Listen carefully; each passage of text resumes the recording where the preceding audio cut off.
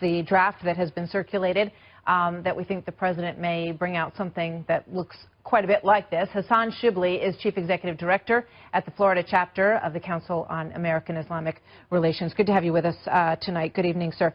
What are your thoughts, as you look at what you've heard so far in this plan? What do you think?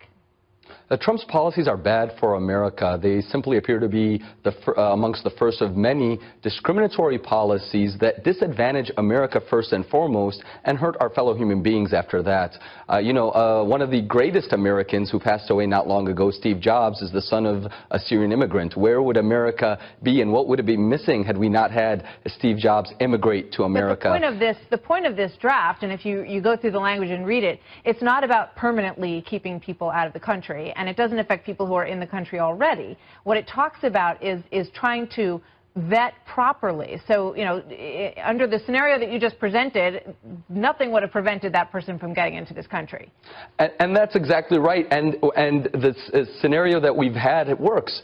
Refugees are the most vetted people in the world. It often takes them about 24 months of vetting before they're able to come to America. And that's why statistically you have a lot less crime, murder, and even terrorism coming out of refugees. In fact, statistically, the chances of being killed by a refugee is 1 out of 3.6 billion with a B out of the Cato Institute. We've all seen the issues that are happening in Europe. We have seen why there's so much concern to make it more difficult for the flood of refugees to go through. And everyone is sympathetic to the needs of good, people who want to leave their country, and we all understand why they want to leave those countries.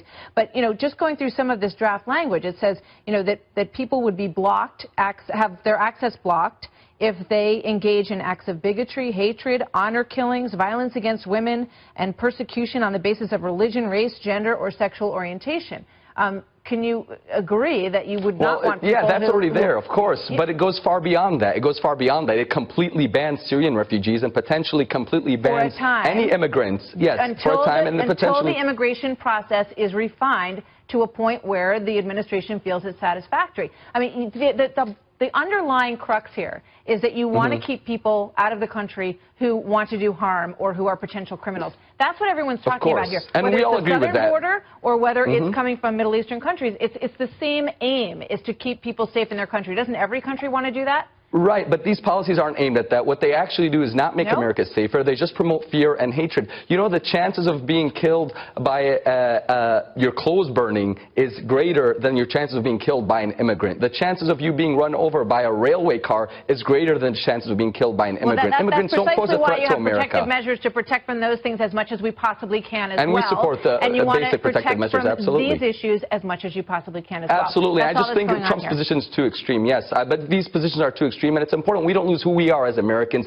America's a nation built on diversity, built on immigrants, and we have to remember our enemies can never defeat us. We can only defeat ourselves if we allow fear and hate to turn us against each other and be willing to promote discriminatory policies. And I think these policies go too far. People from entering the country. So we'll leave it there. Trump was on the record. Trump was on the record saying he wants to ban all Muslims. So it's scary. But thank you for having me. God bless you. God bless America. Thank you.